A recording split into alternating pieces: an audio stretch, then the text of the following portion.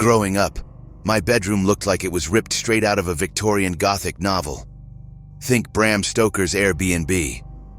My parents had a peculiar taste for the grandiose, decking out my room with furniture that would have been more at home in a museum than a child's bedroom. While other kids had race car beds and walls adorned with superhero posters, I had a mahogany dresser that looked like it could belong to Count Dracula and a king-size bed with enough pillows to smother a small army. At the center of this antique overkill was the mirror, a massive, ornate beast that hung opposite my bed. It was framed with intricately carved wood that probably took more man-hours to craft than it took to build my entire school. The thing was so polished and reflective that I swear it could double as a portal to another dimension. Not exactly the kind of item you expect to see in a 7-year-old's room. My mom, ever the interior design aficionado, would often stand before it, adjusting her pearls and practicing her smile like she was auditioning for a role as the queen in a royal period drama. She claimed the mirror brought character and elegance to my room. I thought it brought creeps and eerie vibes. But my input seemed as overlooked as my request for a nightlight, dismissed with a wave of a hand, adorned with a ring that could probably serve as a knuckle duster in a pinch. I tried telling them about how the mirror made me feel, how I'd wake up in the middle of the night feeling like I was being watched. But their solution was to chuckle and tell me, "It's just reflecting your future success, dear." I wasn't convinced. Reflecting my imminent psychological breakdown seemed more like it. Every night as I lay in bed, I'd stare at the mirror, half expecting it to do something. Maybe start oozing slime, or at least have Dracula himself step out with a courteous nod, apologizing for the inconvenience. But no, it just hung there, ominously silent, mastering the art of psychological warfare. One evening after a particularly stern bedtime now from Dad, who had the habit of treating bedtime like a military operation, I decided to confront the mirror. I stood before it, a defiant little soldier in dinosaur pajamas, and told it to stop staring at me. To my disappointment, it didn't even have the decency to look embarrassed. The night terrors started not long after. They began as vague, unsettling dreams where shadows twisted into sinister shapes and whispered in gibberish. Then they escalated to nightly visions of ghostly figures lurking in the mirror's reflection. Figures that seemed annoyingly unbothered by their own transparency. After enough nights of me waking up screaming, my dad, ever the pragmatist, proposed a solution. "We'll cover it up," he declared, armed with a bedsheet and a pack of thumbtacks, like a suburban dad ready to take on the paranormal with office supplies. Each night, he'd drape the sheet over the mirror with the ceremonial flair of a magician hiding his best trick. And each morning I'd find the sheet on the floor, as if the mirror had shrugged off its modesty overnight. I couldn't shake the feeling that the mirror was just biding its time, waiting for me to let my guard down. Or maybe it was plotting to sell my soul to the highest bidder in the underworld's version of eBay. Whatever the case, I knew one thing for sure. My room was less of a childhood sanctuary and more of a backdrop for a gothic horror story where I was the unwitting protagonist. And the mirror? It was the silently judging audience, polished to a ghoulish shine. Years trickled by with the speed of a lazy river, and I grew older, if not wiser, in my gothic chambers, surrounded by furniture that probably had a higher net worth than I did. As the horrors of elementary school gave way to the fresh terrors of middle school, I gradually transitioned from fearing monsters under the bed to the monstrous reality of algebra tests. However, that damnable mirror remained, ever the centerpiece of my nightly anxieties. By the time I was 12, I had developed a certain begrudging respect for the mirror. It had seen me in every conceivable state, from flu-ridden mess to adolescent sulking machine, and yet it remained, steadfast and as unnervingly silent as ever. It was like living with a very judgmental but mute roommate who had seen you pick your nose and still maintained its superior attitude. One night, feeling particularly emboldened by a marathon viewing of ghost hunter shows where adults made questionable career choices, I decided it was time to face my fears head-on. "Enough," I muttered to myself, fueled by a surge of preteen bravado and possibly too much soda. If those guys can yell at ghosts in abandoned prisons, I can handle an over-decorated piece of reflective glass. The sheet, my nightly shield, had already slinked off to the floor, likely in cahoots with the mirror. I lay there, staring at the ceiling and listening to the house creaking like the bones of the elderly, each groan and whisper a sinister symphony composed by the wind. My heart felt like a drumline was using it for practice, but I rolled over to face the mirror. That's when I saw it.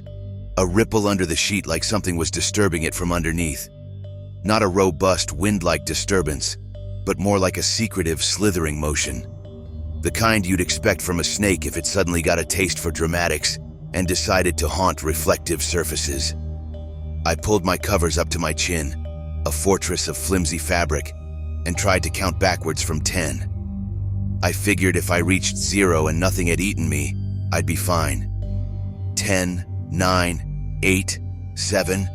The numbers fell away, but my courage didn't rally. It seemed to have packed up and left for a less haunted bedroom. At 6, I realized how absurd I was being. I'm 12, I scolded myself, practically an adult. With a sigh that was 1 part resignation and 2 parts theatrical, I flung back my covers and decided to confront my reflection. But as my gaze hardened, the curtain twitched like it knew I was watching. Then, something truly terrifying happened. A hand, pale, thin, and decidedly more craggly than any living hand had a right to be, reached out from beneath the curtain, its fingers grappling for the thumbtack pinning the fabric to the wall. I yelped, a sound embarrassingly high-pitched, and dove back under my covers.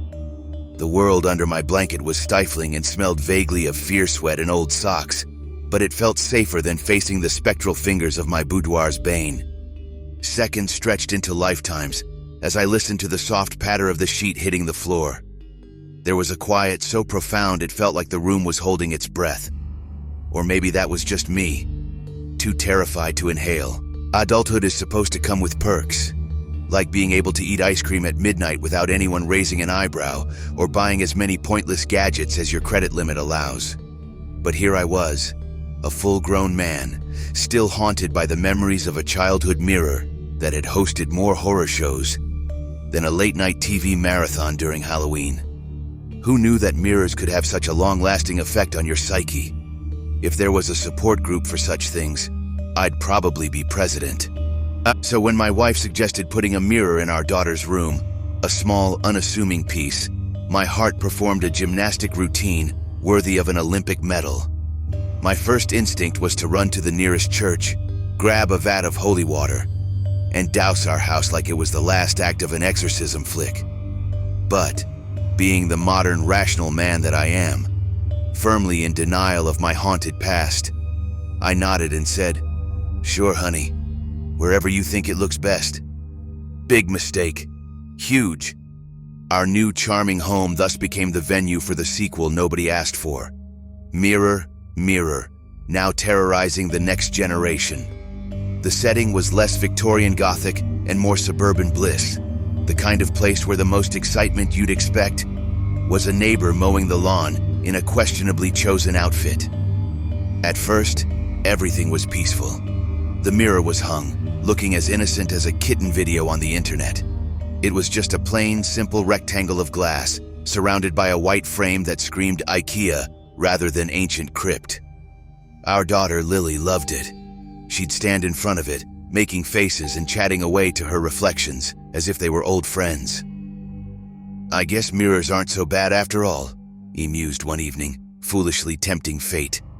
But then, one seemingly ordinary Saturday night, because these things always happen on a weekend when you're least prepared, I was walking past Lily's room when I heard her whispering. Not just any whispering, but the kind that sends shivers down the spine of any parent with a history like mine. "Can Mommy and Daddy come in the mirror too?" she asked, her innocent voice floating through the crack in the door. My heart didn't just drop. It plummeted like it was trying out for a bungee jumping record without a cord. I pushed the door open, trying to mask the panic with a casual smile. "Hey, sweetie, who are you talking to?" Lily, caught in the act, whipped around. Her hands flew off the mirror like it was a hot stove. "Nobody, Mom," just playing with my friends. Friends. Right. Because that's what all invisible, potentially supernatural beings are to a 4-year-old. That night I lay in bed, staring at the ceiling and listening to the familiar creaks of the house settling, or at least that's what I told myself they were. Every parent knows that feeling, the one where every fiber of your being screams that something is wrong. The air felt charged, heavy with the impending doom of a storm, or in my case, a paranormal rerun. As the hours ticked by, my old fears weren't just knocking, they were battering down the door. And I knew, with the absolute certainty of a man who had once negotiated peace with his childhood demons, only to find them lying in wait, that this was not over. This was just intermission, and the second act was about to begin. There should be a rule that paranormal phenomena are strictly prohibited after 2 a.m. There's nothing quite like being jolted awake in the witching hour by a creeping dread that sits on your chest like a leaden weight. But of course, supernatural entities don't play by human rules. They're more like obnoxious internet trolls, thriving on chaos and bad timing. As I lay in bed, staring into the oppressive darkness, the unsettling quiet of the house felt like the breath hold before a scream. My daughter's earlier whisper to the mirror echoed in my mind, a sinister loop that fueled my growing sense of foreboding. "Can Mommy and Daddy come in the mirror too?" The words seemed to seep from the walls, infused with an eerie significance that no bedtime story could dispel. My wife, blissfully unaware beside me, slept on. How she could sleep through my mental turmoil was beyond me. Perhaps she had a secret superpower, or just a really good pillow. Either way, I envied her peace. Compelled by a protective paternal instinct that felt as much a part of me as my own skin, I slipped out of bed. The floor was cold under my feet, the kind of cold that suggested it had been in a long-standing feud with warmth. Clad in my trusty pajamas, which were more suited to a lazy Sunday than paranormal combat, I crept towards my daughter's room. The hallway seemed to stretch before me like a scene from a bad horror movie, where the protagonist inevitably walks towards their doom, with the audience screaming, "Don't go in there," at the screen. I, however, had no popcorn-munching audience, just my own racing heartbeat providing a less than encouraging soundtrack. As I approached her door, a sense of dread settled over me, as palpable as the night air. The door creaked ominously as I pushed it open, half expecting to find a scene straight out of a child's nightmare. But there was my daughter, Lily, asleep and peaceful, her chest rising and falling with the serene rhythm of the innocent. For a moment, relief washed over me. Maybe I was just being paranoid, a victim of my own traumatized imagination. That fleeting comfort shattered when I turned my gaze to the mirror. There, in the ghostly moonlight, I saw it. A grotesque figure, its limbs contorted in impossible angles, its eyes hollow pits of despair. And those hands, those horrible, spindly hands, were wrapped around my daughter's throat. I screamed, a sound that would have embarrassed my teenage self, and lunged forward. The creature's head snapped towards me, and in that ghastly visage I recognized a twisted joy. It remembered me, all right. Remembered me like an old friend from the depths of hell. With a wicked grin, it tightened its grip on Lily. My daughter's eyes snapped open, wide with terror, as she struggled against the spectral hands. In a desperate act, the creature and Lily vanished into the mirror with a crack that sounded like the world splitting apart. The mirror crashed to the floor, shattering into a million pieces, each shard reflecting not just the moonlight, but the nightmare that had just unfolded.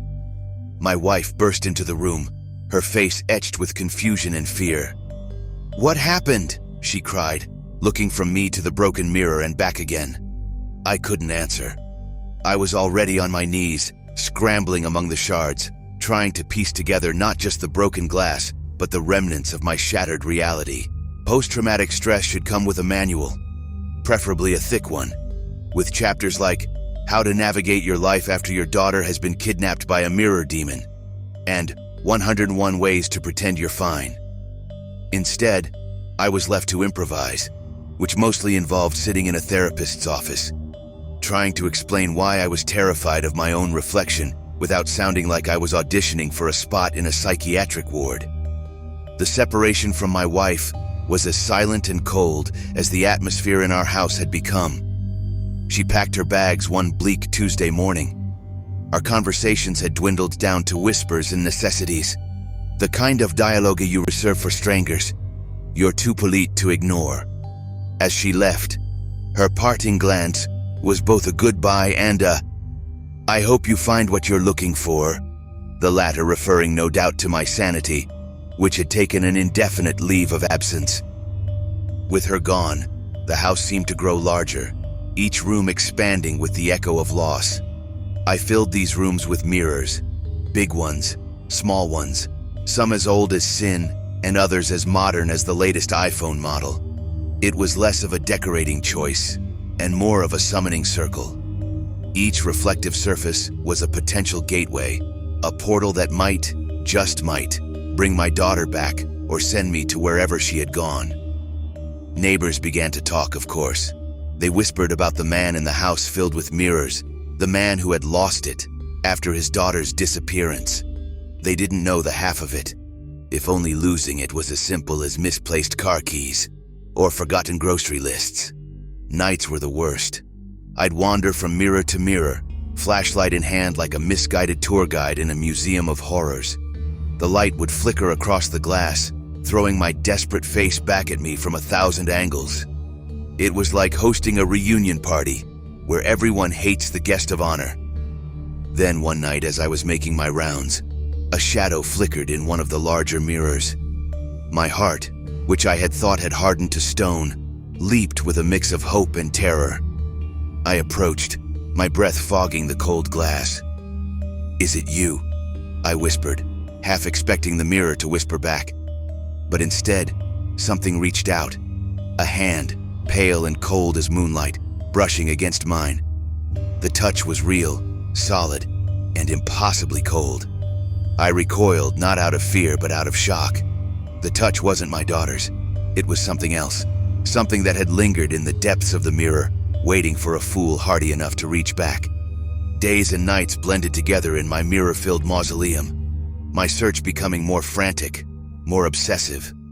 I was a man on the brink, staring into the abyss, and the abyss was winking back with a reflective smirk. So, to those of you listening, take this as a cautionary tale. Be wary of what you bring into your home, be it antique mirrors or seemingly harmless trinkets. And if you ever find yourself facing something inexplicable, something terrifying that stares back at you from the other side of the glass, maybe, just maybe, consider turning the other cheek. Or better yet, throw a blanket over it. Just make sure it sticks. Don't forget to hit like and subscribe if you prefer your bedtime stories with a dash of existential dread.